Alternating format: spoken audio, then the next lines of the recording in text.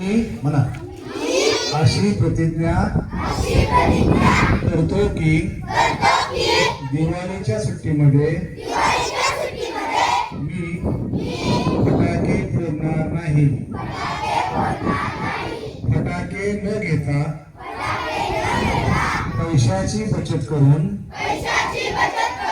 त्या पैशातून मी पुस्तके खरेदी करेन.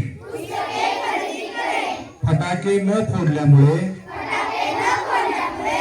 वायू प्रदूषण, ध्वनी प्रदूषण होणार नाही याची मला जाणीव आहे. मी माझ्या घरामध्ये लहान आणि मोठ्या बहीण भावाला ध्वनी प्रदूषण व त्याचे महत्व समजावून सांगेन. हात नीचे.